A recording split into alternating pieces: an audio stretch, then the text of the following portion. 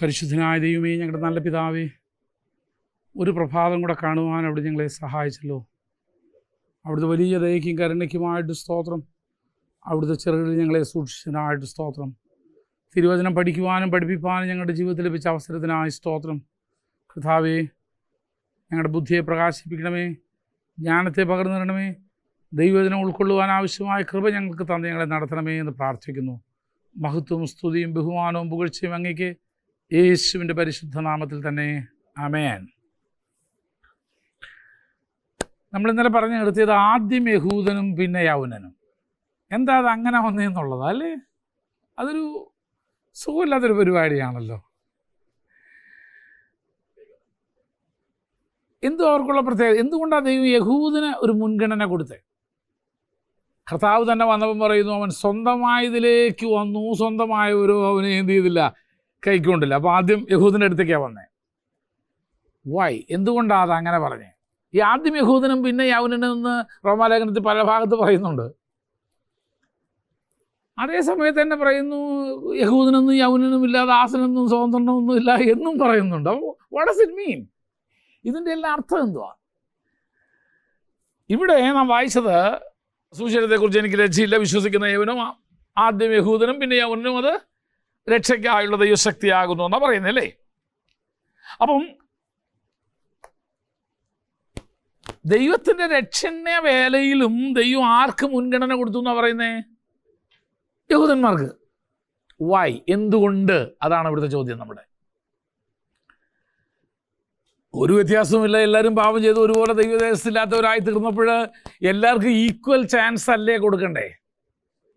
അല്ലെങ്കിൽ equal opportunity അല്ലേ കൊടുക്കണ്ടേ? എന്തുകൊണ്ട് പിന്നെ ഇതിങ്ങനെ പറഞ്ഞു? അതിന്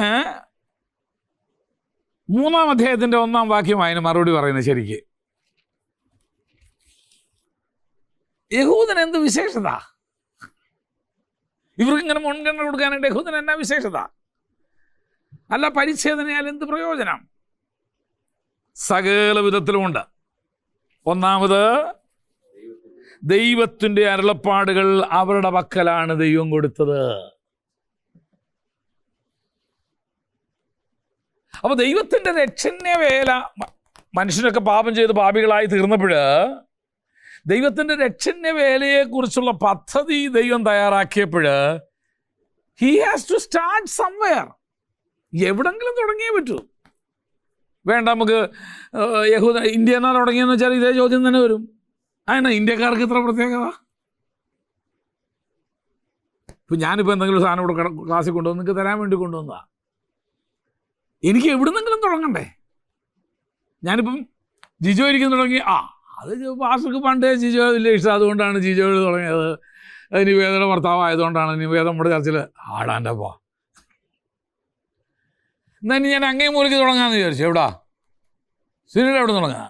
അപ്പോഴും അത് ഷിവ് പാസ്റ്ററുടെ ഭാര്യ ആയതുകൊണ്ടാണ്. കാരണം ഷിവ് പാസ്റ്റർ എപ്പോഴും ഇവിടെ ഇങ്ങനെ പാസ്റ്ററുടെ കൂടെ നടക്കുന്നത്. ഇത് എവിടുന്ന് തുടങ്ങിയാലും ഇതേ ചോദ്യം വരും. എവിടുന്ന് കൊടുത്താലും എന്താ അവിടുന്ന് തുടങ്ങിയെന്ന് ചോദ്യം വരും. ഇത് എവിടുന്നെങ്കിലും കൊടുക്കുക, എന്നാൽ പിന്നെ എടുത്തോന്ന് പറഞ്ഞ് എറിഞ്ഞു കൊടുക്കാൻ പറ്റുമോ? നോ, അത് മര്യാദയല്ലല്ലോ. അപ്പം ദൈവം തൻ്റെ രക്ഷൻ്റെ വേല ആരംഭിച്ചപ്പോഴാ എന്ന് പറഞ്ഞാൽ സകല മനുഷ്യരും പാപം ചെയ്ത്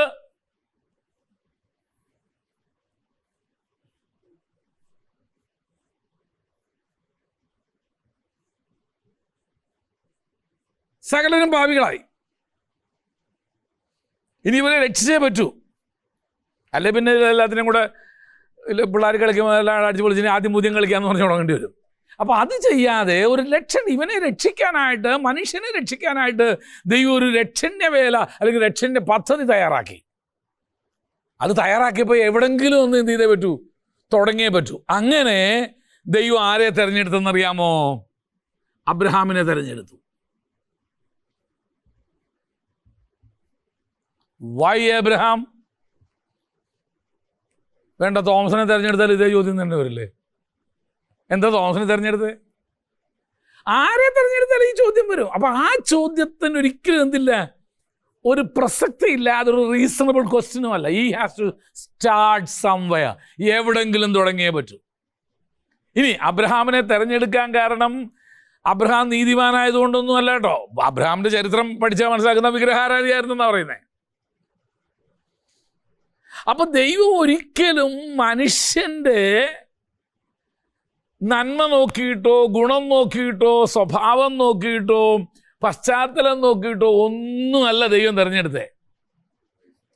റോമാലേഖനം പറയുന്നത് എനിക്ക് കരുണ തോന്നണം എന്നുള്ളവനോട് എനിക്ക് എന്ത് ചെയ്തു? കരുണ തോന്നി. അത്രയേ ഉള്ളൂ ഇതിനകത്ത്. അതിൻ്റെ അപ്പുറം വേറെ യാതൊന്നുമില്ല. എന്തിന്? ഒരു ജഡവും പ്രശംസിക്കാതിരിക്കേണ്ടതിന്. ഞാൻ നല്ലവനായതുകൊണ്ടാണ് ദൈവം എന്നെ തിരഞ്ഞെടുത്തെന്ന് അബ്രഹാമിന് പറയാൻ നിവൃത്തിയില്ല. അവൻ വിഗ്രഹാരാധിയും മാത്രമല്ല അതിനെ ഉണ്ടാക്കി വെക്കുന്നവനായിരുന്നു എന്നാ ചരിത്രം പഠിപ്പിക്കുന്നത്. ആരാധിക്കുന്നതിന് മറ്റേ അല്ലേ, കള്ളു കുടിക്കുന്നതും കള്ളം ഉണ്ടാക്കി വെക്കുന്നവനായിട്ടല്ലേ. വെള്ളമടിക്കുന്നതിനേക്കാൾ മോശ വാച്ചുണ്ടാക്കി അല്ലേ. അപ്പൊ അബ്രഹാമിനെ സംബന്ധിച്ച് അങ്ങനെ ആയിരുന്നു. ദൈവത്തിന് ആരെയെങ്കിലും തിരഞ്ഞെടുത്തേ പറ്റൂ. അല്ലാണ്ട് അബ്രഹാമിന്റെ ഗുണം നോക്കിയിട്ടൊന്നും അല്ല അബ്രഹാമിനെ എന്ത് ചെയ്തത്? തിരഞ്ഞെടുത്തത്. അവൻ വിഗ്രഹാരാധിയായിരുന്നു. But God called him. ദൈവം അവനെ വിളിച്ച് അവനിലൂടെ ദൈവം ഒരു ഉടമ്പടി. നമ്മളിപ്പോൾ എവിടെ എത്തി? ഉൽപ്പത്തി 12 അനന്തരം ദൈവം അബ്രഹാമിനെ വിളിച്ച് നീ സ്വദേശത്തെയും പിതൃഭവനത്തെയും ചാർച്ചക്കാരെയൊക്കെ വിട്ട് ഞാൻ കാണിപ്പാനിരിക്കുന്ന ദേശത്തോട്ട് നീ പോ. ഞാൻ നിന്നെ അനുഗ്രഹിച്ചോളാം, നിന്നെ ഒരു വലിയ ജാതിയാക്കും, നീ അനുഗ്രഹിക്കപ്പെടുന്നത് നീ ഒരു അനുഗ്രഹിക്കപ്പെട്ടവനായത്. നിന്നിലൂടെ ഭൂമിയിലെ സകല വംശങ്ങളും എന്ത് ചെയ്യാൻ പോവാ? ഞാൻ അനുഗ്രഹിക്കാൻ പോവാ. അപ്പോൾ ദൈവത്തിൻ്റെ രക്ഷണ്യ വേലയുടെ പദ്ധതിയുടെ ആരംഭം അബ്രഹാമിലൂടെ. ഇനി നിന്നാലായിരിക്കും ഞാൻ എന്ത് ചെയ്യുന്നത്? സകല ജനത്തെയും അനുഗ്രഹിപ്പാനും ഒക്കെ പോകുന്നതെന്ന് ദൈവം ഒരു വാക്ക് കൊടുത്തു. യഹൂദന് എന്ത് വിശേഷത? ദൈവം അവനോടൊരു ഉടമ്പടി ചെയ്തു. നിന്നിലൂടായിരിക്കും ഞാൻ ഇനി എന്ത് ചെയ്യുന്നത്? സകല ജാതിയെ ഞാൻ എന്ത് ചെയ്യാൻ പോകുന്നത്? അനുഗ്രഹിക്കാൻ പോകുന്നത്. അങ്ങനെ അബ്രഹാമിലൂടെ അടുത്ത് വരുന്നു ആരാ? ഇസ്ഹാക്ക്, പിന്നെ യാക്കോബ്, പിന്നെ ഇസ്രയേൽ. യാക്കോബിൽ നിന്ന് ഇസ്രയേൽ. ഇവിടെ ആയപ്പോഴത്തേന് ഇവരൊരു ജനമായിട്ട് മാറിക്കഴിഞ്ഞു. ഇസ്രയേലിൽ നിന്ന് അടുത്ത് നമ്മൾ കാണുന്നു 12 ഗോത്രങ്ങൾ.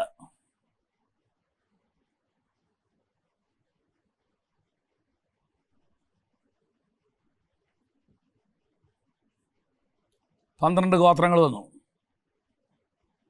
ഈ 12 ഗോത്രങ്ങളിൽ നിന്ന് ദൈവിക ശുശ്രൂഷ ചെയ്യാൻ വേണ്ടി ദൈവം ഒരു ഗോത്രത്തെ തിരഞ്ഞെടുത്തു. ആരാ?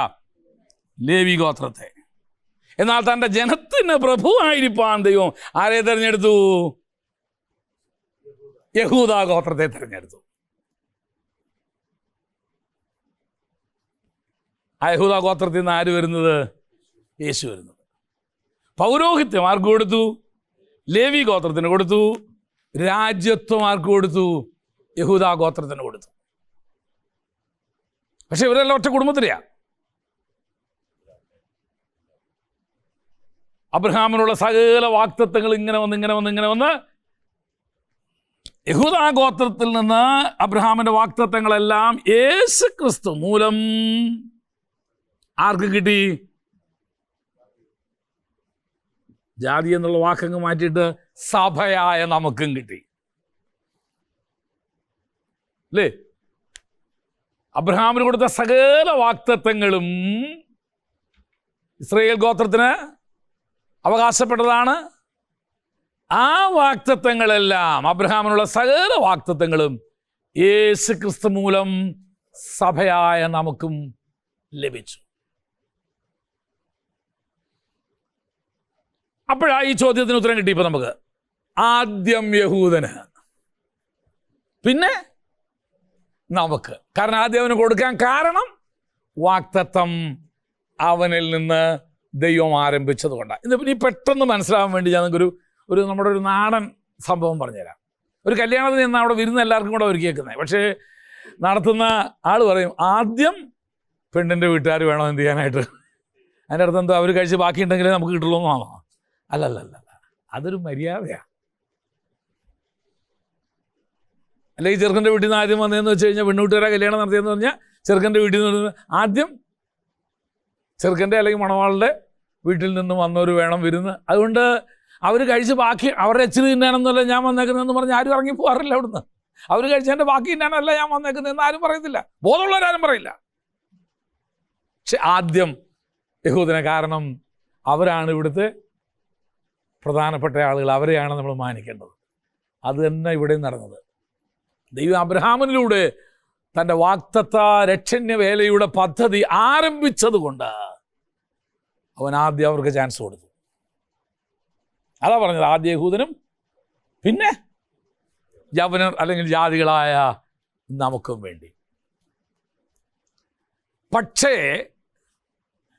ഈ രക്ഷണ്യ വേല ഒരർത്ഥത്തിൽ പറഞ്ഞാൽ ഇറ്റ്സ് ഓൾ ഫോർ ഓൾ. ഇതെല്ലാവർക്കും വേണ്ടി ഉള്ളതാ, അല്ലേ? എല്ലാവർക്കും വേണ്ടിയാ. It's for all. The salvation is for all.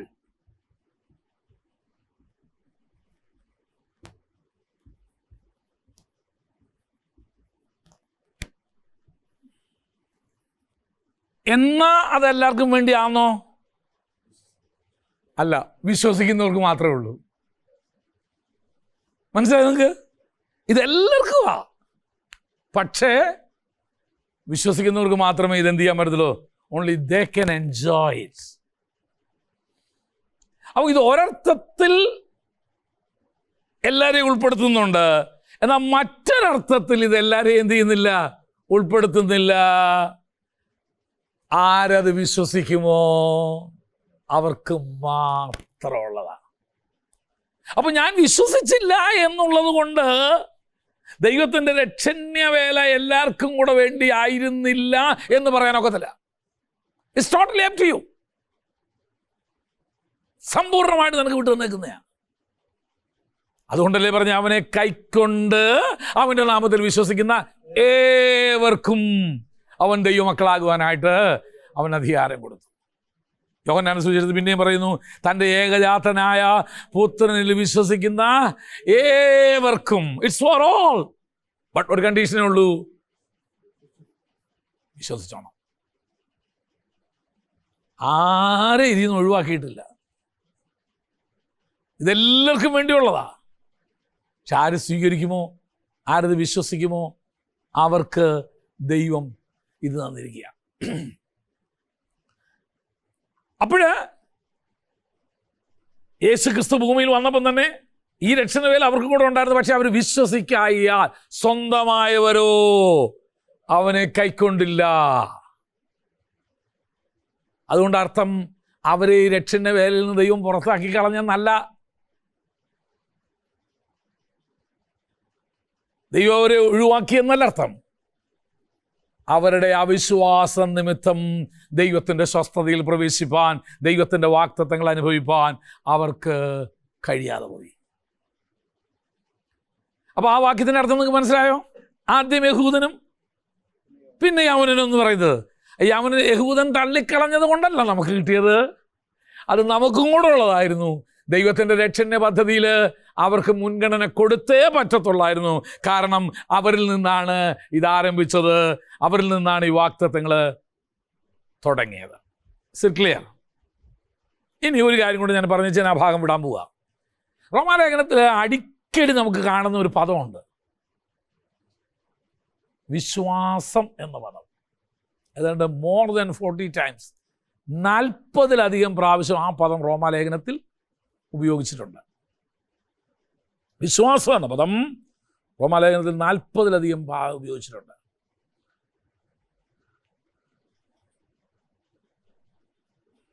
അത് മുമ്പോട്ട് പോകുന്ന വഴിക്ക് നമുക്കിങ്ങനെ കാണാം. ഇതിൻ്റെ ഇടയ്ക്ക് വിശ്വാസം എന്നുള്ള പദം വന്നതുകൊണ്ട്, അവനിൽ വിശ്വസിക്കുന്ന ഏവർക്കും എന്നുള്ള വിശ്വാസം എന്നുള്ള പദം വന്നതുകൊണ്ട് ഞാനതൊന്ന് ഒന്ന് നോട്ട് ചെയ്തതേ ഉള്ളൂ. ശരി, നമുക്ക് ദൈവവചനത്തിലേക്ക് പോകാം. നമുക്ക് റോമാലേഖനം 1-ാം അധ്യായത്തിൻ്റെ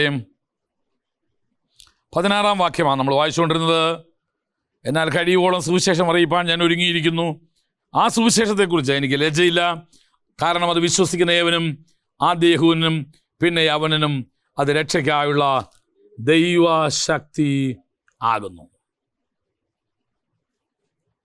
എൻ്റെ നീതിമാൻ വിശ്വാസത്താൽ ജീവിക്കുമെന്ന് എഴുതിയിരിക്കുന്നുവല്ലോ. എവിടെ എഴുതിയേക്കുന്നു? ഇത് ഇവിടെ എഴുതിയേക്കുന്നില്ലയോ? അല്ല, ഇതൊരു പഴയ നിയമ ഉദ്ധരണിയാണ്. പഴയ നിയമത്തിൽ എവിടെ ഇത് കാണുന്നേ? ഹബക്കുക്ക് 2:4.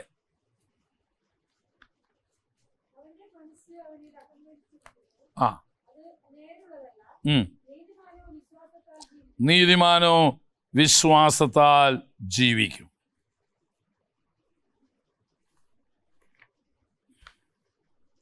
അപ്പോൾ ഇവിടെ ഒരു കാര്യം നമ്മൾ മനസ്സിലാക്കണം. നമ്മൾ നീതിമാനാകുന്നത് വിശ്വാസത്താലാണ്. നീതിമാനായതിനു ശേഷം അല്ലെങ്കിൽ നീതീകരിക്കപ്പെട്ടതിന് ശേഷം തുടർന്നുള്ള നമ്മുടെ ജീവിതവും എന്തുവാ? വിശ്വാസത്താൽ തന്നെ. Just shall live by faith. വേദപുസ്തകത്തിലെ 3 സ്ഥലത്ത് ഈ വാക്യം നമുക്ക് കാണാനായിട്ട് സാധിക്കും. എബ്രായ ലേഖനത്തിലും ഈ വാക്യം തന്നെ വരുന്നുണ്ട്. Just shall live by faith എന്നുള്ളത്. പോട്ടെ, നമുക്ക് മുന്നോട്ട് പോകാം. ഇത്രയും ഭാഗം മനസ്സിലായോ നിങ്ങൾക്ക് എന്തുവാന്ന് നമ്മൾ പറഞ്ഞു വന്നേ? അപ്പോൾ ദൈവത്തിൻ്റെ രക്ഷണ്യ വേല എന്താ, താൻ പറയുന്ന സുവിശേഷം എന്താണെന്ന് പറഞ്ഞു. ഇനിയിപ്പം ഈ സുവിശേഷം ആർക്കൊക്കെയാണ്? എല്ലാവർക്കും വേണ്ടിയാ, പക്ഷെ വിശ്വസിക്കുന്നവർക്ക് മാത്രമെന്ന് പറഞ്ഞു. അത് കഴിഞ്ഞിട്ട് പൗലോസ് അടുത്ത ഭാഗത്തേക്ക് നിൽക്കുക. എൻ്റെ നീതിമാൻ വിശ്വാസത്താൽ ജീവിക്കുമെന്ന് എഴുതിയിരിക്കുന്നല്ലോ. അത് പിന്നാലെ പറയാം. ഇനി 18 മുതലുള്ള വാക്യങ്ങളാണ് അടുത്ത് നമ്മൾ പഠിക്കാൻ പോകുന്നത്.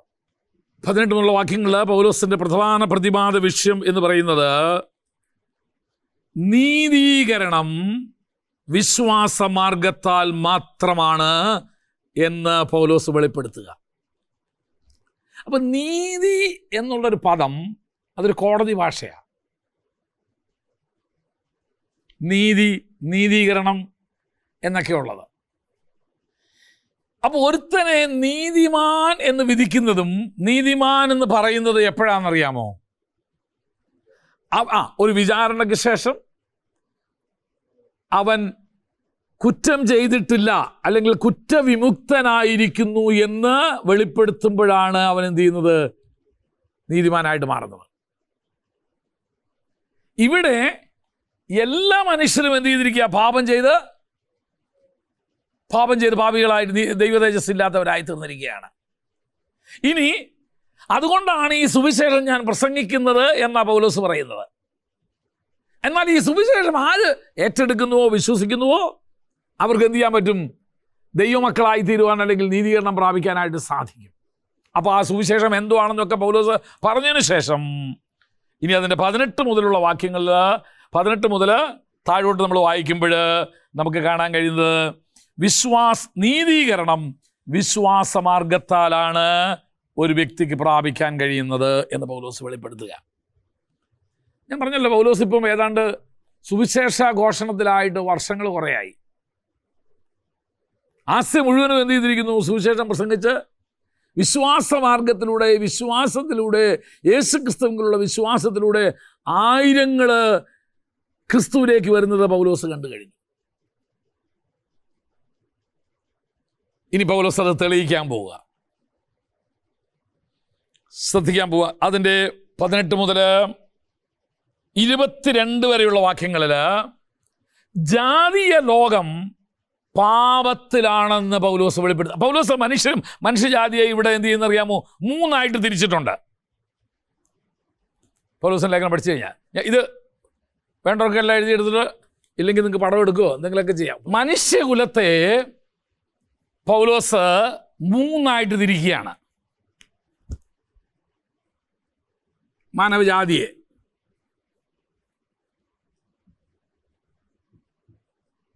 പൗലോസ് 3 തിരിച്ചിരിക്കുന്നു. ആദ്യത്തേത്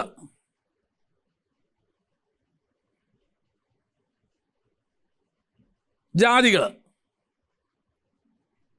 രണ്ടാമത്തേത്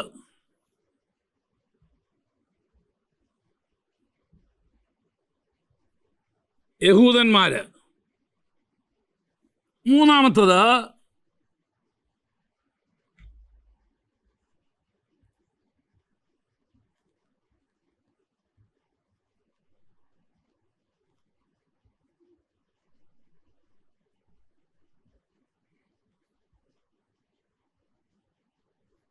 നീതീകരിക്കപ്പെട്ടവര് അല്ലെങ്കിൽ സഭ.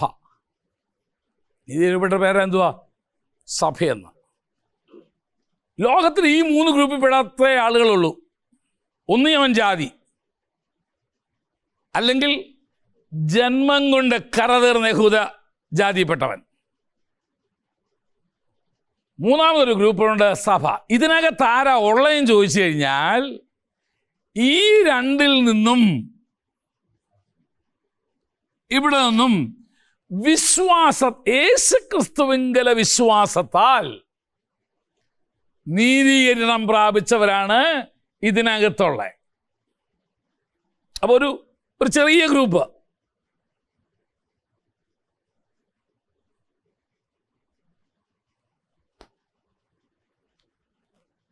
ഓക്കെ, ഇനി പൗലോസിൽ ഓരോ ഗ്രൂപ്പിനെ എടുക്കാൻ പോവുക. എന്തുകൊണ്ട് സുവിശേഷം പ്രസംഗിക്കപ്പെടണം? ആദ്യത്തെ ഗ്രൂപ്പിനെ എടുത്തു. എന്തുകൊണ്ട് ജാതികളോട് സുവിശേഷം പ്രസംഗിക്കണം?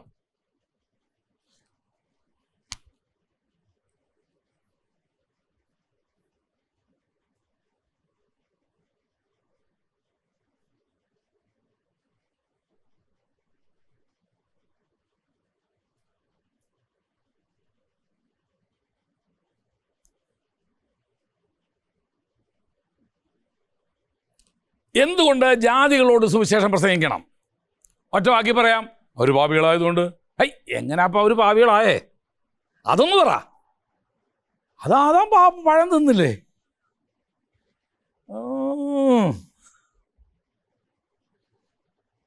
ആദാം പഴം തിന്നിട്ടാന്ന് പറഞ്ഞു കഴിഞ്ഞാൽ ഞാൻ ഉടനെ അടുത്ത വാക്കി എടുക്കും. അപ്പം പച്ചമുന്തിരിക്കാൻ നിന്നാ മക്കളുടെ പല്ല് പൊളിക്കുമെന്ന് നിങ്ങൾ ബൈബിളിൽ തന്നെ പറഞ്ഞിട്ടില്ലേ എന്ന് ചോദിക്കും. വായിച്ചിട്ടില്ലേ? അങ്ങനെ വാക്യമുണ്ട്. അപ്പമ്മ പച്ചമുന്തിരിക്കാൻ തിന്നെന്നും പറഞ്ഞ് മക്കളുടെ പല്ല് വിളിക്കും. ആദാം പഴം തിന്നാ ഞാൻ അങ്ങനെ ഭാവിയാവുന്നേ? അത് പോയി പള്ളി പറഞ്ഞാൽ മതി എന്ന് പറയും. അപ്പം ഞാനെങ്ങനെ ഭാവിയാന്ന് പറ.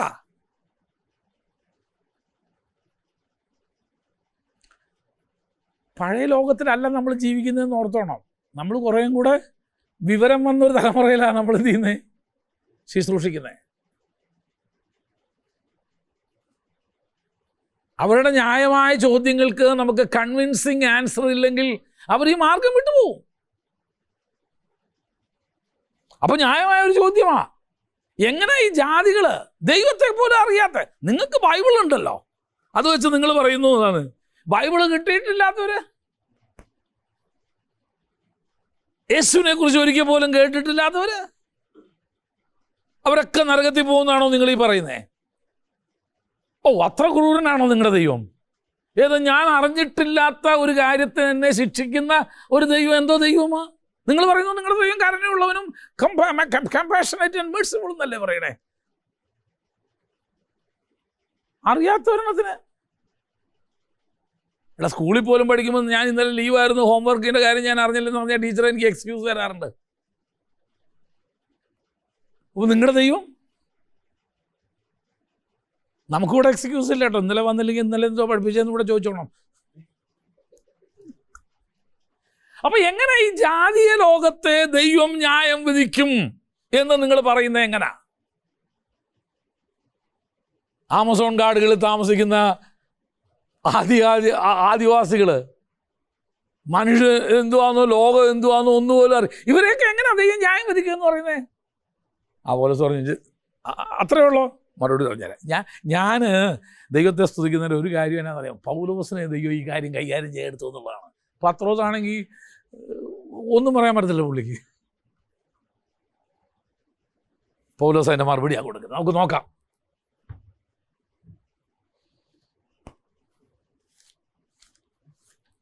എന്തുകൊണ്ടാണ് ജാതീയ ലോകം പാപത്തിലാണ് എന്ന് പറയുന്നത്? അനീതി കൊണ്ട് സത്യത്തെ തടുക്കുന്ന മനുഷ്യരുടെ സകല അഭക്തിക്കും അനീതിക്കും നേരെ ദൈവത്തിൻ്റെ കോപം സ്വർഗത്തിൽ നിന്ന് വെളിപ്പെട്ടു വരുന്നു. നിങ്ങൾ ശ്രദ്ധിച്ചോണം, ഇനി എൻ്റെ ഒപ്പം വരണം, എന്നാലേ നിങ്ങൾക്ക് ഞാൻ പറയുന്നത് മനസ്സിലാകത്തുള്ളൂ. അനീതി കൊണ്ട് സത്യത്തെ തടുക്കുന്നത് എന്ന് പറഞ്ഞതിൻ്റെ അർത്ഥം എന്നാ? സത്യം എന്താണെന്ന് അറിഞ്ഞിട്ടും എനിക്ക് അനീതിയിൽ ജീവിക്കേണ്ടതിന് വേണ്ടി ഞാൻ എന്ത് ചെയ്തു? സത്യത്തെ മനഃപൂർവ്വം മറച്ചു വെച്ച് ജീവിക്കുക മനുഷ്യൻ. പുതിയ നിയമത്തിൽ നിന്നൊരു വാക്യം എടുക്കാം. അവർ വെളിച്ചത്തെ അറിഞ്ഞിട്ടും വെളിച്ചത്തെക്കാൾ അധികം ഇരുളിനെ സ്നേഹിച്ചു. പ്രായോഗിക ജീവിതത്തിൽ നിന്ന് എടുക്കാം. മദ്യപാനം പാപമാണെന്നും ഹാനികരമാണെന്നും കുടുംബ പ്രശ്നങ്ങൾ ഉണ്ടാകുന്നത് നല്ലതല്ല എന്നും അറിഞ്ഞിട്ടും, ഈ കുടിക്കുന്നവരൊക്കെ ഇത് അറിയാഞ്ഞിട്ടാണ് കുടിക്കുന്നത്. എല്ലാവർക്കും നല്ലപോലെ അറിയാം. എന്നിട്ട് എന്താ അവരത് ചെയ്യുന്നേ?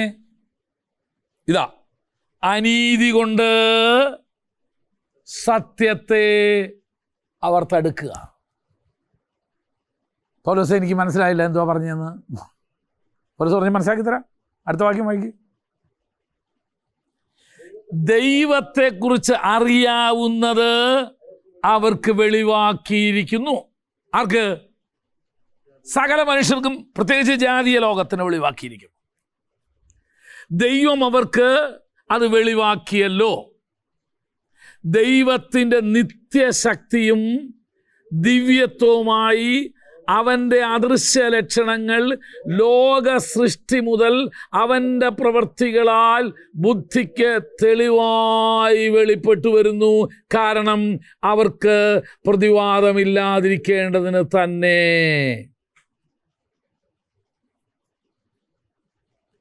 ഏത് സമൂഹത്തിൽ ചെന്നാലും, എത്ര അപരിഷ്കൃതരായ ഗോത്രവർഗക്കാരെടുക്ക ചെന്നാലും, അവർക്ക് കൊണ്ടൊരു ദൈവം, അവർക്ക് കൊണ്ടൊരു കുലദൈവം, അവർക്ക് കൊണ്ടൊരു ആരാധനാ രീതി, അവർക്ക് കൊണ്ട് ദൈവത്തെ പ്രസാദിപ്പിക്കുന്ന ചില രീതികളും ചില ചടങ്ങുകളും ചില കാഴ്ചകളൊക്കെ എവിടുന്ന് കിട്ടി?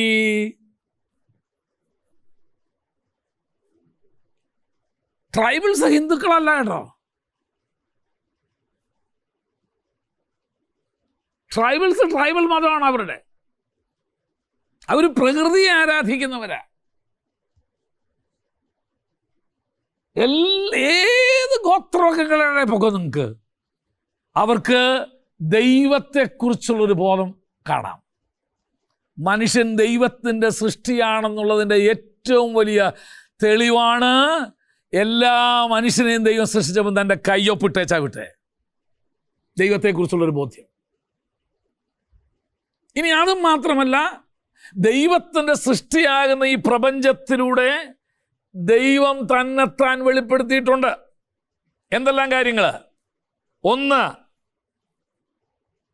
ദൈവം ആരാണെന്നുള്ളത് എന്ന് പറഞ്ഞാൽ തൻ്റെ അദൃശ്യ ലക്ഷണ, നിത്യശക്തി, ദിവ്യത്വം, അക്ഷയത, തേജസ്, ഇത്രയും കാര്യങ്ങൾ ദൈവം ഈ ലോകത്തിൽ പ്രവർത്തിച്ചിട്ടുണ്ട്. 18 വാക്യത്തിൽ അറിയാം, ദൈവത്തെക്കുറിച്ച് അറിയാവുന്നത്, വേറെ ഭാഷ പറഞ്ഞാൽ ദൈവത്തെക്കുറിച്ച് അറിയേണ്ടത് അവർക്ക് വെളിപ്പെടുത്തിയിരിക്കുന്നു. എന്തൊക്കെ? അവൻ്റെ നിത്യശക്തി. എല്ലാവർക്കും അറിയാം ദൈവം ആരാ? ശക്തിമാനാന്നറിയാം. God is all powerful. ഏത് മതത്തിലെ ദൈവത്തെ നിങ്ങൾ നോക്കിക്കോ. ഇവിടെയാണ് ഭാരതീയ പുരാണങ്ങളിലെ ദേവീദേവന്മാരുടെ സങ്കല്പങ്ങളെ നിങ്ങൾ എടുത്തു നോക്കുക. രാവണൻ എത്ര തലയാ? 10 തല.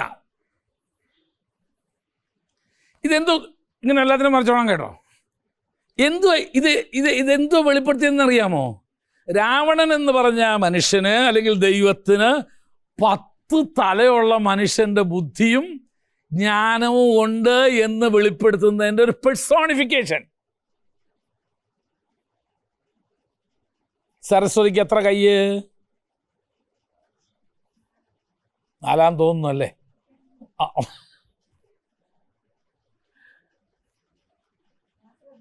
ശ്രദ്ധിച്ചിട്ടില്ല. എന്നാലും 2 കൂടുതലാണെന്ന് നമുക്ക് എല്ലാവർക്കും അറിയാം അല്ലേ? 4 6 എനിക്കറിയത്തില്ല. 6 തോന്നുന്നു. ഓക്കെ, എന്തിനാ ഇത്? അത്രയും കാര്യങ്ങൾ ചെയ്യാൻ കഴിവുള്ളവൾ. മനുഷ്യർക്ക് 2 കയ്യേ ഉള്ളൂ, പക്ഷേ ഇവൾക്ക്, നമ്മൾ തന്നെ ചില സഹോദരിമാർ എനിക്ക് 4 കൈയൊന്നും ഇല്ലെന്ന് പറയുന്നത് കേട്ടിട്ടില്ലേ? അപ്പം ഇതിൻ്റെ അർത്ഥം എന്തുവാ? ഒരു ദേവീ സങ്കല്പത്തിലേക്ക് വരണമെങ്കിൽ, ഒരു ദേവസങ്കല്പത്തിലേക്ക് വരണമെങ്കിൽ സാധാരണ മനുഷ്യനേക്കാൾ കഴിവുള്ളവരായിരിക്കണം. അതാ ഇവിടെ പറയുന്നത്. എന്തുവാ? അവൻ്റെ നിത്യശക്തി. അപ്പൊ അന്നത്തെ മനുഷ്യന് അത്രയും ചിന്തിക്കാൻ പറ്റിയുള്ളായിരുന്നു. ഇതാ 10 തലയുള്ള രാവണൻ. അപ്പൊ അത്രയും ബുദ്ധി, അത്രയും ജ്ഞാനം, അത്രയും കുശാഗ്രത. അപ്പൊ ഞാൻ പറഞ്ഞ അപ്പം സത്യദൈവത്തെ അറിയാത്തവനും ഒരു ദേവസങ്കല്പം വരുമ്പോൾ, ഒരു ദൈവത്തെക്കുറിച്ച് അവൻ സങ്കല്പിക്കുമ്പോൾ തന്നേക്കാൾ കഴിവുള്ള, ശക്തനായ, ജ്ഞാനമുള്ള ഒരുവനാണ് ദൈവം എന്നുള്ള ഒരു കോൺസെപ്റ്റ്, ഒരു ബോധ്യം അവൻ്റെ അന്തരാത്മാവിലുണ്ട്. വേറെ പുസ്തകം പറയുന്നു, അവൻ്റെ ദിവ്യശക്തി അവൻ ലോകത്തിൽ വെളിപ്പെടുത്തിയിട്ടുണ്ട്.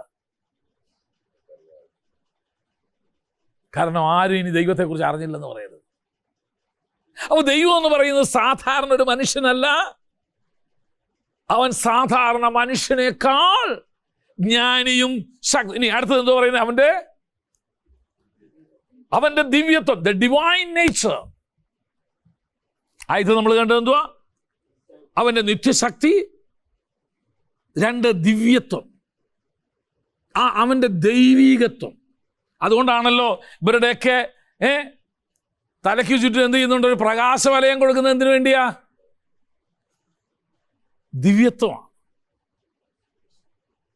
അപ്പൊ ഇന്നത്തെ കാലത്ത് ക്യാമറ ടെക്നിക്ക് ഉണ്ടെങ്കിൽ സുഖമായിട്ട് ആർക്കും വേണമെങ്കിൽ അത് കൊടുക്കാൻ പറ്റും. പക്ഷെ എന്തിനാ? അപ്പൊ ഇവര് സാധാരണക്കാരല്ല, ഇവർക്കൊരു ദിവ്യശക്തി, ദിവ്യത്വം ഇവർക്കുണ്ട്. പിന്നെ അടുത്തത് വെളിപ്പെടുത്തിയിരിക്കുന്നേ അദൃശ്യ ലക്ഷണങ്ങൾ. ദൈവം അരൂപിയാണ്, ദൈവം അദൃശ്യനാണ്. പിന്നെ അതല്ല, ഇനി അതിന്റെ 23-ാം വാക്യം വായിച്ചേ. അക്ഷയനായ ദൈവം. അക്ഷയത എന്ന് പറഞ്ഞതിന്റെ അർത്ഥം എന്തുവാ? നാശമില്ലാത്തവൻ, മരണമില്ലാത്തവൻ. ദൈവം ആരാ? മരിക്കാത്തവനാണ്. പിന്നെന്തോ പറയുന്നത്? 23-ാം വാക്യത്തിൽ പിന്നെ പറയുന്നു, അക്ഷയനായ ദൈവത്തിന്റെ തേജസ്സിന് അവൻ തേജസ്സേറിയവൻ. അപ്പൊ ദൈവത്തെക്കുറിച്ച് ഈ 4 കാര്യങ്ങള് മിനിമം ലോകത്തിലെ എല്ലാ മതങ്ങളിലുമുള്ള ദൈവങ്ങളുടെ സങ്കല്പങ്ങളിൽ നമുക്ക് കാണാൻ കഴിയും. എല്ലാ മതങ്ങളിലുള്ള അവൻ്റെ നിത്യശക്തി, അവൻ്റെ ദിവ്യ സ്വഭാവം, അവൻ്റെ അക്ഷയത, അവൻ്റെ തേജസ്. ഇത് ദൈവം ഈ പ്രപഞ്ചത്തിൽ വെളിപ്പെടുത്തിയിട്ടുണ്ട്. ഇത് ക്രിസ്ത്യാനിയുടെ ബൈബിളിൽ മാത്രമല്ല. ഈ 4 കാര്യങ്ങൾ നമ്മൾ കാണുന്നത് ആരിൽ മാത്രമല്ല? ക്രിസ്ത്യാനി. അതുകൊണ്ടാണല്ലോ ദൈവത്വം കൽപ്പിക്കാൻ വേണ്ടി ആളുകൾ എന്ത് ചെയ്യുന്നത്? സ്വയം ആ പദവിയിലേക്ക് ഉയർത്തപ്പെട്ട് മറ്റുള്ളവരെന്ത് ചെയ്യുന്നു? തന്നെ ആരാധിക്കത്തക്കവണ്ണല്ലേ? കണ്ടിട്ടില്ലേ ഓരോരുത്തരൊക്കെ പാല് കൊണ്ട് കാല് കഴുകി വെള്ളം കുടിക്കുന്നത്? അവിടെ ആരോ ഒരു ദിവ്യ ആണെന്ന് അവർക്ക് ദിവ്യ പരിവേഷം കൽപ്പിക്കുന്നുണ്ട്. കാരണം it is revealed in the world. ദൈവം അത് ലോകത്തിൽ എന്ത് ചെയ്തിരിക്കുന്നതാ. അപ്പോൾ ദൈവത്തെക്കുറിച്ച് അവർക്ക് അറിയാം, എന്തൊക്കെയോ അറിയാം അവർക്ക്. ദൈവത്തെക്കുറിച്ച് മിനിമം ഇത്രയും കാര്യങ്ങൾ ദൈവം എന്ത് ചെയ്തിട്ടുണ്ട്? ഈ പ്രപഞ്ചത്തിൽ വെളിപ്പെടുത്തിയിട്ടുണ്ട്. അപ്പൊ ഈ പ്രപഞ്ചത്തെ നോക്കുന്ന ഒരു വ്യക്തിക്ക് ഫോർഗെറ്റ് അബൌട്ട് ദ ബൈബിൾ, ബൈബിളൊക്കെ മാറ്റി വയ്ക്കേ. കേവലം പ്രപഞ്ചത്തിലേക്ക് മാത്രം നിങ്ങൾക്ക് നോക്കിയാൽ ദൈവത്തിൻ്റെ ഇത്രയും സനാതന ഗുണങ്ങൾ നിങ്ങൾക്ക് സർവ്വമതങ്ങളിലും ദർശിക്കാനായിട്ട് സാധിക്കും. അത് ദൈവം വച്ചിരിക്കുന്നതാണ്. ഇനി ദൈവത്തെക്കുറിച്ച് ദൈവം വെളിപ്പെടുത്തിയിരിക്കുന്ന മാർഗങ്ങളെ ഏതൊക്കെയാന്ന് നോക്കി വളരെ രസമാണ്. എന്തൊക്കെയാണ് ദൈവം എങ്ങനെയാണ് ദൈവം വെളിപ്പെടുത്തിയിരിക്കുന്നത്? ഒന്ന്, ദൈവം ഈ പ്രപഞ്ചത്തിൽ തൻ്റെ സൃഷ്ടിയിലൂടെ ദൈവം തന്നെ വെളിപ്പെടുത്തിയിട്ടുണ്ട്. 19-ാം സങ്കീർത്തനത്തിന് 1-ാം വാക്യം പറയുന്ന, ആകാശം ദൈവത്തിൻ്റെ മഹത്വത്തെ വർണ്ണിക്കുന്നു, ആകാശവിധാനം അവൻ്റെ കൈവേലയെ പ്രസിദ്ധമാക്കുന്നു എന്നാണ് പറയുന്നത്. ദ ഹെവൻസ് ഡിക്ലെയർ, ദ പ്രപഞ്ചം ദൈവത്തിൻ്റെ മഹത്വത്തെ വെളിപ്പെടുത്തുന്നുണ്ട്. There is a creator. ഈ പ്രപഞ്ചത്തിൻ്റെ പുറകിൽ ഒരു സൃഷ്ടിതാവ് ഉണ്ടെന്ന് വ്യക്തമായിട്ട് ദൈവം വെളിപ്പെടുത്തുന്നു. ആ സൃഷ്ടിതാവ് നമ്മളെക്കാൾ എത്രയോ ബുദ്ധിശാലിയാണെന്ന് വെളിപ്പെടുത്തുന്നത്. അവൻ എത്ര പ്ലാൻഡ് ആണ്, അവൻ എത്ര ഓർഗനൈസ്ഡ് ആണ്. ഈ പ്രപഞ്ചത്തെ നോക്കിയാൽ നമുക്ക് കാണാൻ കഴിയുന്ന ഇത്രയും കാര്യങ്ങളാണ്. ഇത്രയും വേണ്ടെന്ന് മനുഷ്യ ശരീരത്തിലേക്കൊന്ന് നോക്കിയേ, എത്ര ഇൻട്രൻസിക്കായിട്ടാണ് നമ്മുടെ ഓരോ അവയവങ്ങളെയും ദൈവം സൃഷ്ടിച്ചിട്ട് അതതിൻ്റെ സ്ഥാനത്ത് വെച്ചേക്കുന്നത് നോക്കിയേ.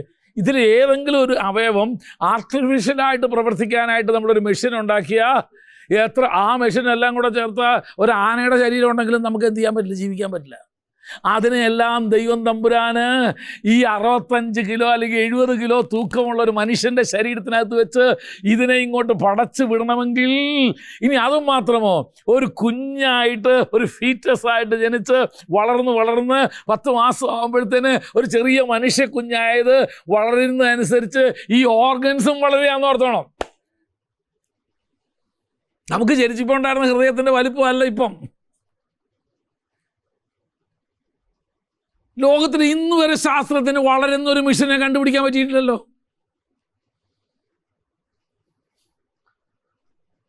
ഇല്ലെങ്കിൽ എന്തോ വിശ്വസിച്ചാൽ നമ്മളിതൊക്കെ ഇവിടെ ഇട്ടേച്ച് പോകുന്നത് നാളെ വരുമ്പോൾ ഇതെല്ലാം കൂടെ വളരാൻ തുടങ്ങിയ, ഇരിക്കുന്ന ഓരോ സാധനങ്ങളൊക്കെ വളരാൻ തുടങ്ങിയ,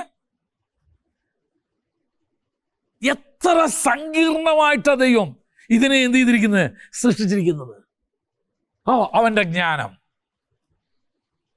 നമ്മുടെ ഒന്നും മനസ്സിൽ ചിന്തിക്കാൻ കഴിയാത്ത രീതിയിലുള്ള. ഇനി ഇത് പഠിച്ചു തീർന്നിട്ടില്ലെന്നേ, ഈ മനുഷ്യശരീരത്തെക്കുറിച്ച് ഇതുവരെ പഠിച്ചു തീർന്നിട്ടില്ല. ഈ പ്രപഞ്ചം, അവൻ്റെ സൃഷ്ടി ദൈവത്തെ വെളിപ്പെടുത്തുന്നുണ്ട്.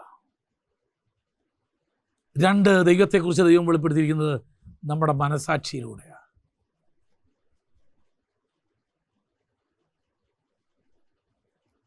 മനുഷ്യൻ്റെ മനസാക്ഷി ദൈവം നമ്മൾ വെച്ചിരിക്കുന്ന ഒരു ദീപമാണ്. നീ ചെയ്ത് ശരിയായില്ല, നീ അങ്ങനെ പറഞ്ഞത് ശരിയായില്ല, ഇതാരാ ഇവിടെ ഇരുന്ന് പറയുന്നത്, ഇങ്ങനെ ഗരീരാന്ന് പറഞ്ഞുകൊണ്ടിരുന്നത്, ആകെ മുഖം അന്നേരം വാടിയല്ലോ. മനസാക്ഷിയിലൊരു ചെറിയ അസ്വസ്ഥത വന്നപ്പോൾ അത് നമ്മുടെ മുഖത്ത് കണ്ടു.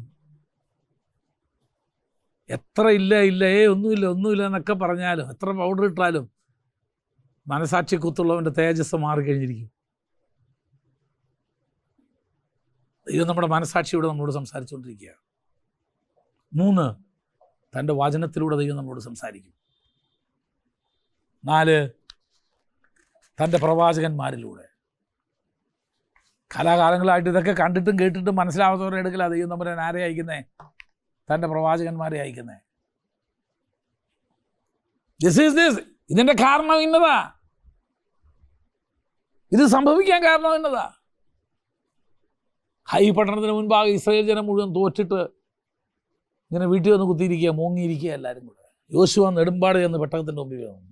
ദൈവം പറഞ്ഞു, നീ എഴുന്നേക്ക്, ജനം പാപം ചെയ്തിരിക്കുന്നു. തോക്കാൻ കാരണം അവർ പാപം ചെയ്തതാ,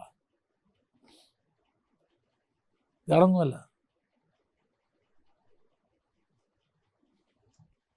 ദാവീദ് രാജസ്ഥാനത്തിരുന്ന് വലിയ സന്തോഷമായിട്ടിരിക്കുക, തൻ്റെ പ്രവാചകനെ അയച്ചു. ആ മനുഷ്യൻ നീ തന്നെ.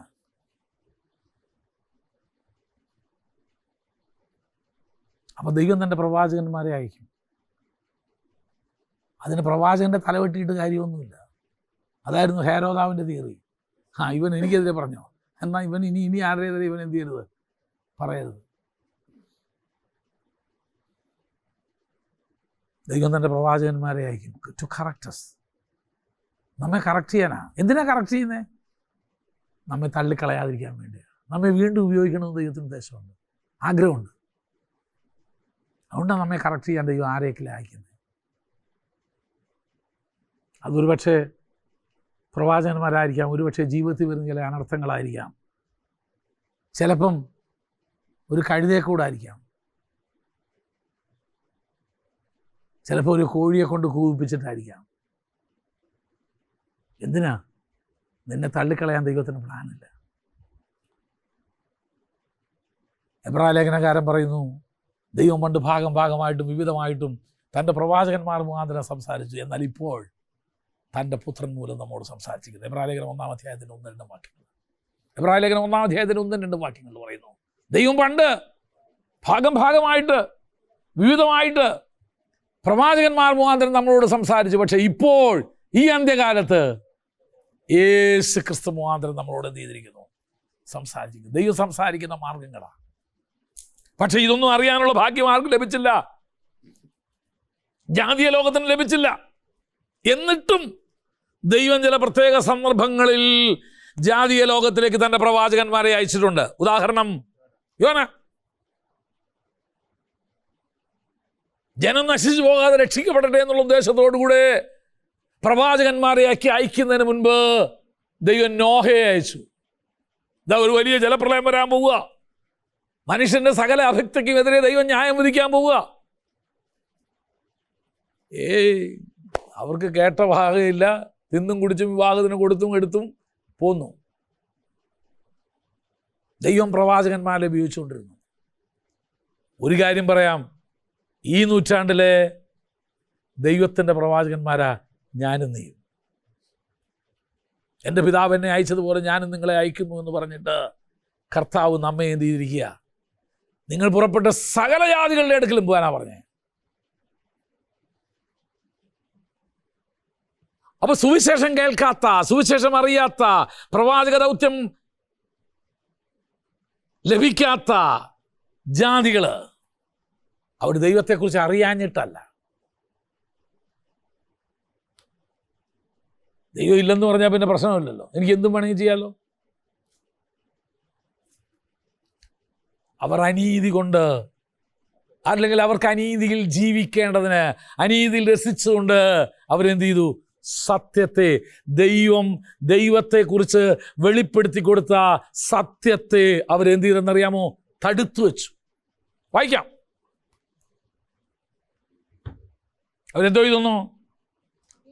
അപ്പൊ ദൈവത്തെക്കുറിച്ച് ദൈവം സകലതും വെളിപ്പെടുത്തി കൊടുത്തിട്ട് എന്തിനു വേണ്ടിയാ? അവർക്ക് പ്രതിവാദമില്ല, ഞങ്ങൾ ദൈവത്തെക്കുറിച്ച് അറിഞ്ഞില്ല എന്ന് അവർ പറയാതിരിക്കേണ്ടതിന് വേണ്ടിയാ ദൈവത്തിൻ്റെ ഈ 4 സ്വഭാവങ്ങൾ അവൻ വെളിപ്പെടുത്തി കൊടുക്കുന്നത്. പക്ഷെ അവരെന്ത് ചെയ്തു? അവർ ദൈവത്തെ അറിഞ്ഞിട്ടും, ദൈവം നിത്യശക്തിയുള്ളവനാണ്, ദൈവം ദിവ്യത്വമുള്ളവനാണ്, അവൻ തേജസ്സുള്ളവനാണ്, അവൻ അക്ഷയനാണ് എന്നൊക്കെ അവർക്കറിയാമായിരുന്നിട്ടും അവർ ദൈവത്തെ ദൈവമെന്നോർത്ത് മഹത്വീകരിക്കുകയോ നന്ദി കാണിക്കുകയോ ചെയ്യാതെ തങ്ങളുടെ നിരൂപണങ്ങളിൽ വ്യർത്ഥരായി തീർന്ന് അവരുടെ വിവേകമില്ലാത്ത ഹൃദയം ഇരുണ്ടുപോയി. ജ്ഞാനികൾ എന്ന് പറഞ്ഞുകൊണ്ടവർ മൂഢന്മാരായി പോയി. അക്ഷയനായ ദൈവത്തിൻ്റെ തേജസ്സിനെ അവർ ക്ഷയമുള്ള മനുഷ്യൻ, പക്ഷി, നാൽക്കാലി, ഇഴജാതി എന്നിവയോട് രൂപസാദൃശ്യമാക്കി കളഞ്ഞു.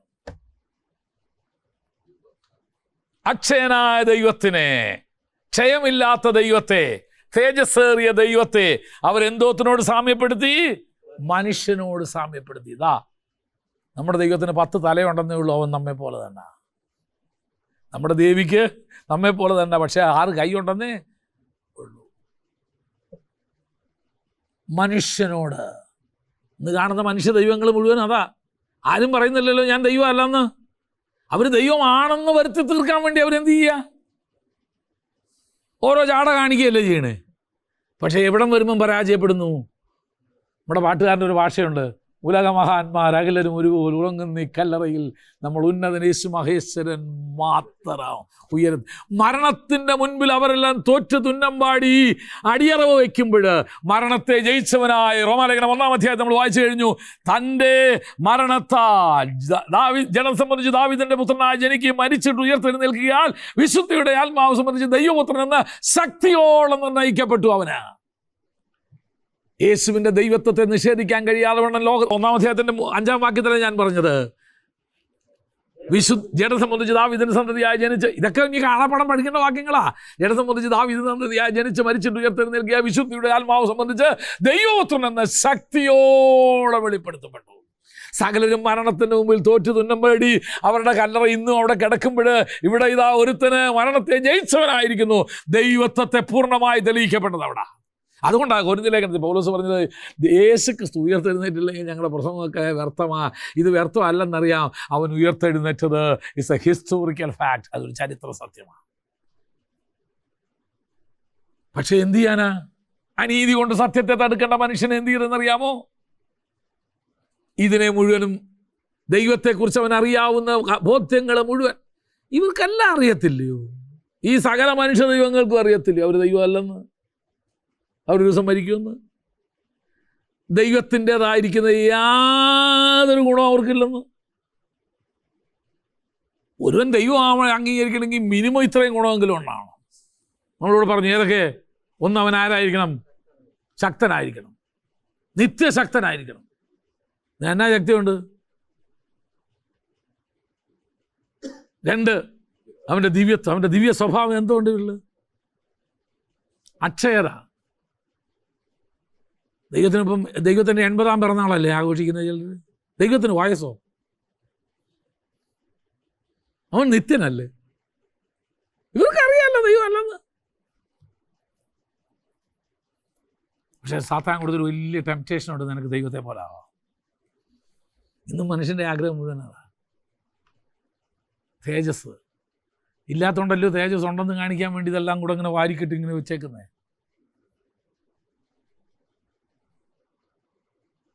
ദൈവത്തെക്കുറിച്ച് ഇത്രയും കാര്യങ്ങൾ അറിയാവുന്ന മനുഷ്യൻ അനീതിയിൽ രസിക്കേണ്ടതിന്, അനീതിയിൽ ജീവിക്കേണ്ടതിന് ആ ദൈവത്തെ അവരെന്ത് ചെയ്തു? മനുഷ്യനോട് താതാത്മ്യപ്പെടുത്തി. അടുത്തത് പക്ഷി. ചിലതൊക്കെ തന്നെ ദൈവം പക്ഷിയല്ലേ, പക്ഷിയെ ദൈവമായിട്ട് അംഗീകരിക്കുന്നത്. അടുത്തത് നാൽക്കാലി. പറയണ്ടല്ലോ,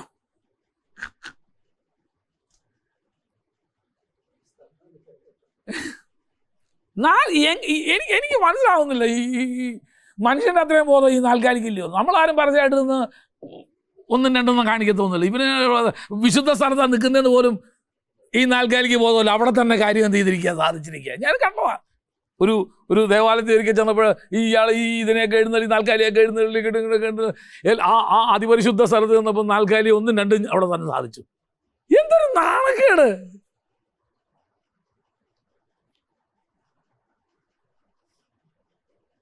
വേറെ ദിവസം പറയുന്നു, വിവേകമില്ലാത്ത അവരുടെ ഹൃദയം ഇരുണ്ടുപോയി. കണ്ടിട്ടില്ലേ? അയ്യോ, ഇതെങ്ങനെ എൻ്റെ അപ്പോൾ ഇത് കോഴി കുടിക്കുന്നത്, കൊക്കക്കോള കുടിക്കുന്ന പോലെ അവർ കുടിക്കുന്നേ. വിവേകമില്ലാത്തവരുടെ ഹൃദയം ഇരുണ്ടുപോയി. അക്ഷയനായ ദൈവത്തിൻ്റെ തേജസ്സിനെ അവർ ക്ഷയമുള്ള. കുറച്ച് കഴിഞ്ഞപ്പോൾ ഇതിനെ കൊണ്ടുപോകാം. അത് ഞാൻ കണ്ടോണ്ട് ഒരു വണ്ടി ഇടിച്ച് അവൻ്റെ ജീവൻ ചെത്തു. ഈ നാൽക്കാലി ചെത്തു. ഇതിനെ ഇങ്ങനെ എഴുന്നള്ളിച്ചിങ്ങനെ കൊണ്ടിങ്ങനെ പോകായിരുന്നു. എവിടുന്നോ വന്ന വണ്ടി ലെവലുണ്ടായപ്പോൾ അവൻ്റെ ദൈവം ചത്തു. എന്നാ ഇവന് ഈ ബോധം വരുന്നത് എനിക്കറിയില്ല. ചിലരുടെ ദൈവം കുറങ്ങല്ലേ.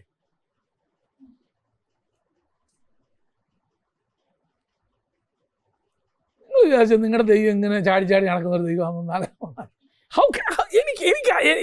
എനിക്ക് എത്ര ആലോചിച്ചിട്ടൊന്നും മനസ്സിലാവില്ല. എനിക്ക് ഒരു മനുഷ്യനെ നോക്കി കുറഞ്ഞാന്ന് വിളിക്കും, വിവരം അറിയുന്നേ.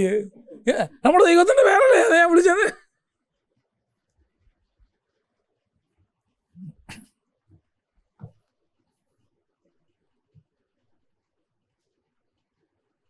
ജ്ഞാനികളെന്ന് പറഞ്ഞ് അവരുടെ വിവേകമില്ലാത്ത ഇനി വന്ന് നിൽക്കുന്നതാരാ? വലിയ PhD-ക്കാരും എനിക്ക് ഇത്രയും ബോധം ഇവരില്ലോ എന്ന് ആലോചിക്കാൻ ഞാൻ.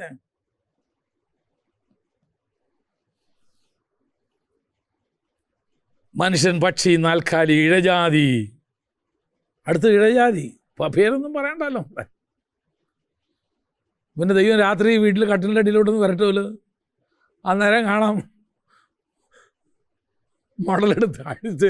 ആരും പാലും തേനും ഒന്നും അന്നേരം കൊണ്ട് കൊടുക്കുന്നില്ല. മടലെടുത്ത് അടിച്ച് അന്നേരം നമ്മുടെ വാഴ പറഞ്ഞ ബാബാ സുരേഷിനെ വിളിക്കുന്ന ആളാ നമുക്ക്. ഞാൻ ബാബാ സുരേഷിനെ ഇട്ടേക്കുന്ന ഒരു ദൈവത്തെ പിടിക്കുന്നവനാ.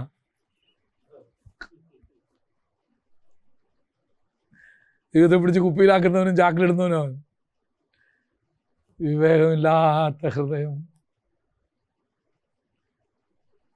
ഇരുണ്ടുപോയി, അവയുടെ രൂപസാദൃശ്യമാക്കി കളഞ്ഞു. ആര്? ജാതീയ ലോകം. ദൈവം ഏറ്റവും അധികം വെറുക്കുന്ന പാപം ഏതാന്ന് ചോദിച്ചു കഴിഞ്ഞാൽ വ്യഭിചാരമൊന്നുമല്ല. ഏതാ? വിഗ്രഹാരാധനയാ.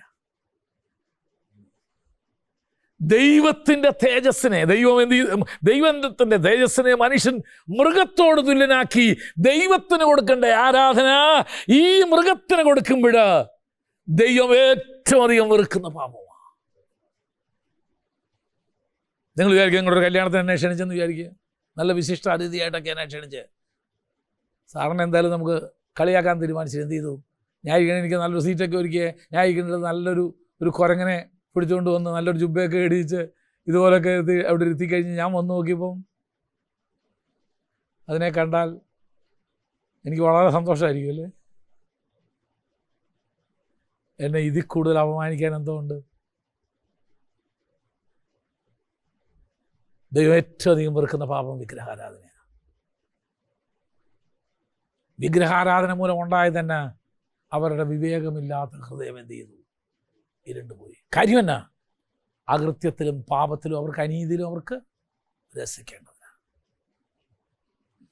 അടുത്ത വാക്യം നമ്മൾ വായിക്കുന്നു. അതുകൊണ്ട് ദൈവം എന്ത് ചെയ്തു?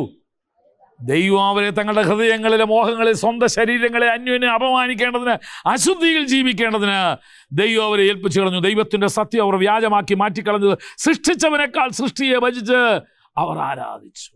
അതുകൊണ്ട് ദൈവം അവരെ അപമാന രാഗങ്ങളിൽ ഏൽപ്പിച്ചു. അവരുടെ സ്ത്രീകൾ സ്വാഭാവിക ഭോഗത്തെ സ്വഭാവ വിരുദ്ധമാക്കി മാറ്റിക്കളഞ്ഞു. അവണ്ണം പുരുഷന്മാർ സ്വാഭാവിക സ്ത്രീഭോഗം വിട്ട് അന്യോന്യം കാമം ചൊല്ലിച്ച് ആണോട് ആൺ അവലക്ഷണമായി പ്രവർത്തിച്ചത്. അതായത് ദൈവത്തെ വെറുക്കുന്ന, ദൈവത്തെ അപമാനിക്കുന്ന സമൂഹത്തിൽ രണ്ടാമത് വിഗ്രഹാരാധന കഴിഞ്ഞ് അടുത്ത് കാണുന്നത് എന്താണെന്നറിയാമോ? ഇമ്മൊറാലിറ്റി, അധാർമികത.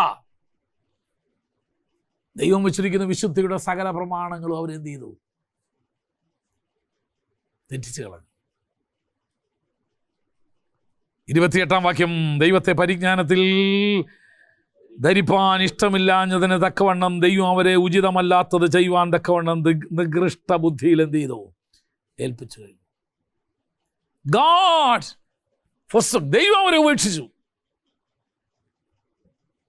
എന്നിട്ട് പറയുന്നു, തൽഫലമായിട്ട് എന്തുണ്ടായി? സകല അനീതിയും ദുഷ്ടതയും നിറഞ്ഞവർ, അസൂയ, കൊല, പിണക്കം, കപടം, ദുശ്ശീലം എന്നിവ തുടങ്ങിയവർ, ദൂഷകന്മാർ, ഏഷണിക്കാർ, ദൈവദ്വേഷികൾ, നിഷ്ഠൂരന്മാർ, ഗർവിഷ്ഠന്മാർ, ആത്മപ്രശംസക്കാർ, പുതുദോഷം സങ്കല്പിക്കുന്നവർ, മാതാപിതാക്കന്മാരെ അനുസരിക്കാത്തവർ, ബുദ്ധിഹീനർ, നിയമലംഘികൾ, വാത്സല്യമില്ലാത്തവർ, കനിവറ്റവർ, ഈ വക പ്രവർത്തിക്കുന്നവർ മരണയോഗ്യർ എന്നുള്ളത് അവരറിഞ്ഞിട്ടും അവർ പ്രവർത്തിക്കുക മാത്രമല്ല, പ്രവർത്തിക്കുന്നവരിൽ അവർ പ്രസാദിക്കുകയും കൂടെ ചെയ്യുന്നു. ഇതായിരുന്നു ജാതീയ ലോകത്തിൻ്റെ. അപ്പൊ ദൈവത്തെക്കുറിച്ച് അറിയാഞ്ഞിട്ടല്ല, ദൈവത്തിൻ്റെ വിശുദ്ധിയും ദൈവത്തിൻ്റെ പ്രമാണങ്ങളും ദൈവത്തിൻ്റെ സ്വഭാവവും അറിയാഞ്ഞിട്ടല്ല. അറിഞ്ഞ അവർ മനഃപൂർവം തങ്ങളുടെ ഹൃദയത്തെ കഠിനപ്പെടുത്തി ദൈവഹിതത്തിന് വിരുദ്ധമായി അവരെന്ത് ചെയ്തു? ജീവിച്ചു. അവരൊക്കെ നരകത്തിൽ പോകുന്നത് 10 കൽപ്പന അറിയാഞ്ഞിട്ടൊന്നുമല്ല. അവർ നരകത്തിൽ പോകുന്നത് യേശുവിനെ അറിയാഞ്ഞിട്ടുമല്ല. അവരുടെ മനസാക്ഷിയിൽ ദൈവം കൊടുത്ത പ്രമാണത്തെ അവർ അനുസരിക്കാത്തതുകൊണ്ടാണ്. ഇപ്പം മനസ്സിലായോ? ദൈവത്തെ അറിയാത്ത ആളുകൾ ശിക്ഷിക്കപ്പെടുന്നതിൻ്റെ കാരണം എന്നാ? അവരുടെ മനസാക്ഷിയിൽ ദൈവം അവർക്ക് കൊടുത്ത ഒരു ദൈവപ്രമാണം ഉണ്ടായിരുന്നു. വിശുദ്ധിയെക്കുറിച്ച്, ദൈവം ആരാണെന്നുള്ളതിനെക്കുറിച്ച്, സ്നേഹത്തെക്കുറിച്ച്, കരുതലിനെക്കുറിച്ച് ദൈവം കൊടുത്തൊരു പ്രമാണമുണ്ട്. അത് പാലിക്കാൻ അവർക്ക് എന്ത് ചെയ്തില്ല? കഴിഞ്ഞില്ല. അതുകൊണ്ട് ജാതീയ ലോകം എന്ത് ചെയ്തിരിക്കുന്നു? ഇപ്പോഴ് ദേ ആർ അണ്ടർ കണ്ടംനേഷൻ. ദൈവത്തിൻ്റെ ദൈവകോപത്തിന്, ദൈവിക ശിക്ഷയ്ക്ക് അവർ യോഗ്യരായി തീർന്നിരിക്കുക. കാരണം അവരുടെ മനസാക്ഷിയുടെ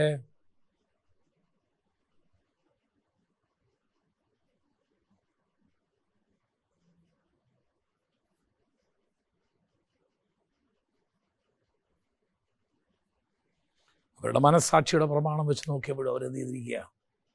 പാപം ചെയ്തിരിക്കുക. ജാതീയ ലോക ദൈവത്തിൻ്റെ ശിക്ഷയ്ക്ക് കാരണമായതിൻ്റെ കാര്യം എന്നാ? ന്യായപ്രമാണം മോശയെക്കുറിച്ച് യഹൂദന്മാരുടെ ന്യായപ്രമാണമില്ലാഞ്ഞിട്ടല്ല, അവരുടെ മനസ്സാക്ഷിയിലും അവർ ജീവിക്കുന്ന ലോകത്തിലും ദൈവത്തെക്കുറിച്ച് അവർക്ക് ലഭിച്ച അറിവിനനുസരിച്ച് ജീവിക്കാൻ അവർ പരാജയപ്പെട്ടു. മനസ്സിലായല്ലോ? ഇത് ക്ലിയറായില്ലേ? പരീക്ഷ ചോദിച്ചാൽ എഴുതാൻ പറ്റുമല്ലോ. എന്തുകൊണ്ട് ജാതീയ ലോകം ദൈവിക ശിക്ഷയ്ക്ക് യോഗ്യരായി തീർന്നു എന്ന് ചോദിച്ചാൽ ഒറ്റ വാക്കിൽ ഉത്തരം പറയാൻ കഴിഞ്ഞാൽ എന്തോ പറയണം? അവരുടെ മനസാക്ഷിയുടെ പ്രമാണം അനുസരിച്ച് പോലും അവർക്ക് ജീവിക്കാൻ കഴിഞ്ഞില്ല. അടുത്ത ആഴ്ച നമ്മൾ വരുമ്പോൾ യഹൂദ ലോകത്തിന് പറ്റിയ പരാജയം എന്തുവാന്ന് നോക്കാൻ പോവാം. ഒറ്റ വാക്കി ഇപ്പം പറയാം, അവന് ന്യായപ്രമാണമൊക്കെ കൊടുത്തു, പക്ഷെ അതനുസരിച്ച് ജീവിക്കാൻ അവനെ കൊണ്ടും പറ്റിയില്ല. ഇവന് പ്രമാണം ആയതുകൊണ്ടായിരുന്നു മനസാക്ഷിയുടെ പ്രമാണം, അതനുസരിച്ച് അവന് പറ്റിയില്ല. ഇവിടെ ദൈവം തമ്പുരാൻ എന്ത് ചെയ്തു? 10 കൽപ്പന എഴുതി കൊടുത്തു, നീ അധികം ഒന്നും വേണ്ട, നീ ഇതനുസരിച്ച് അങ്ങ് ജീവിക്കുക. അതനുസരിച്ച് അവന് ജീവിക്കാൻ പറ്റിയില്ല. അപ്പോൾ അവനും എന്തായി തീർന്നു? ശിക്ഷയ്ക്ക് യോഗ്യരായി തീർന്നു. എൻ്റെ അവസാനം പറഞ്ഞു പൗലോസ്, ഒരു വ്യത്യാസവുമില്ല, സകല മനുഷ്യരും പാപം ചെയ്ത് ദൈവദേശമില്ലാത്തവരായി തീർന്നു. ജാതീയ ലോകവും യഹൂദ ലോകവും. അപ്പോൾ 1-ാം അധ്യായം തീർന്നു. നമ്മുടെ അതിൻ്റെ 18-ാം വാക്യം ഒന്ന് വായിച്ചേച്ച് ഞാൻ അവസാനിപ്പിക്കാം. എന്നാലേ അപ്പോൾ ആ അധ്യായം തീർത്തതിൽ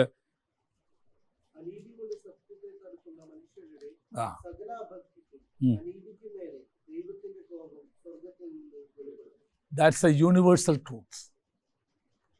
അതൊരു സാർവലൗകികമായിരിക്കുന്ന ഒരു ദൈവത്തിൻ്റെ നിയമമാണ്. ഏത്? അനീതിക്കും അഭക്തിക്കും ദൈവം ന്യായം വിധിക്കും. അനീതിയെയും അഭക്തിയെയും ദൈവം ആരുടെ ആയാലും ദൈവം ന്യായം വിധിക്കും. അതിന് വേദപുസ്തകത്തിൽ നിന്നൊരു 3 ഉദാഹരണം ഞാൻ പറയാം. ഒന്ന്, ഉൽപ്പത്തി 6.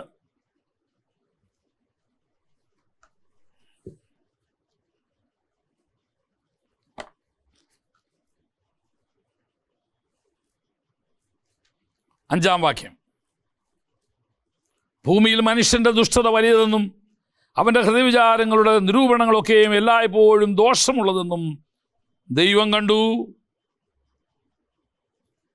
താൻ ഭൂമിയിൽ മനുഷ്യനെ ഉണ്ടാക്കുക നിമിത്തം യഹോവ ഖേദിച്ചു. അതവൻ്റെ ഹൃദയത്തിന് ദുഃഖമായി. ഞാൻ സൃഷ്ടിച്ചിട്ടുള്ള മനുഷ്യനെ ഭൂമിയിൽ നിന്ന് ഞാൻ നശിപ്പിച്ചു കളയും. അനീതിക്കും അഭക്തിക്കും ഒരു ന്യായവിധിയുണ്ട്. 2, ഉൽപ്പത്തി 19. ഉൽപ്പത്തി 13 എന്ന് പറയുമ്പോഴത്തേന് ഓർമ്മ വേണം, സോദോം ഗൊമോറ. ഈ പട്ടണത്തെക്കുറിച്ച് ഞാൻ കേട്ട കാര്യങ്ങൾ അങ്ങനെ തന്നെ എന്ന് ഞാൻ നോക്കട്ടെ എന്ന് പറഞ്ഞ് ദൂതന്മാരെ അയക്കുന്നു. അതങ്ങനെ തന്നെ എന്ന് കണ്ടതിന് ശേഷം, അതായത് അതിൻ്റെ 18-20 വായിക്ക്. പിന്നെ യഹോവ സോദോമിൻ്റെയും ഗോമോറയുടെയും നിലവിളി വലിയതും അവരുടെ പാപം അതികഠിനവുമാകുന്നു. ഞാൻ ചെന്ന് എൻ്റെ അടുക്കൽ വന്നെത്തിയിരിക്കുന്ന നിലവിളി പോലെ അവർ പ്രവർത്തിച്ചിട്ടുണ്ടോ ഇല്ലയോ എന്ന് ഞാൻ നോക്കി അറിയുമെന്ന് അരുളി ചെയ്ത് ആ പുരുഷന്മാരെ ദൂതന്മാരെ സോദോമിലേക്ക് അയച്ചു. ഇപ്പം പിന്നെ വേറെ ആരെയും ഒരു സർവേ ഒന്നും നടത്തേണ്ടി വന്നില്ല. അവർക്ക് തന്നെ കിട്ടിയ അനുഭവത്തിൽ നിന്ന് വിവരം മനസ്സിലായി ആ ജനത്തിൻ്റെ അനുഭവം എങ്ങനെയാണെന്ന്. ന്യായം വിധിച്ചു ദൈവം. അതിനെക്കുറിച്ച് വേദപുസ്തകത്തിൽ വീണ്ടും 2-3 ഭാഗത്ത് പറയുന്നുണ്ട്. 2 പത്രോസ് 2-ാം അധ്യായത്തിൻ്റെ 4-6 വാക്യങ്ങളിൽ പറയുന്നുണ്ട്. യൂദായുടെ ലേഖനം 6-7 വാക്യങ്ങളിൽ പറയുന്നുണ്ട്. കാര്യം എന്നാണെന്നറിയാമോ? The sin will be judged. അനീതിയെയും അഭക്തിയെയും ദൈവം ന്യായം വിധിക്കും. 3-മതൊരു ഉദാഹരണം കൂടെ പറഞ്ഞ് നിർത്താം. നിനവേ പട്ടണം.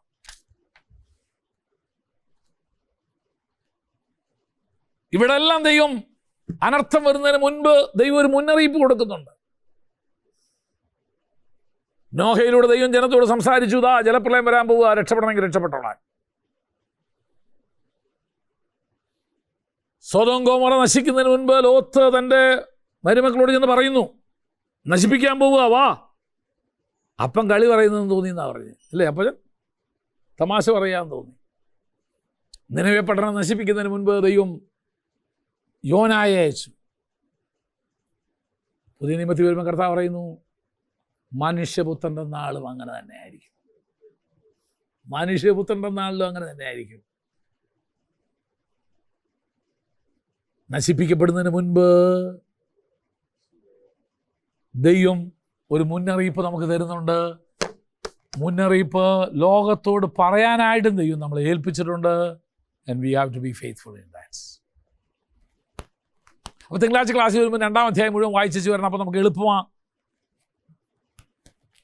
അവിടെ നമ്മൾ പഠിക്കാൻ പോകുന്നത് what happen to the Jewish world. ന്യായപ്രമാണം ലഭിച്ച യഹൂദ ലോകത്തിന് എന്ത് പറ്റി?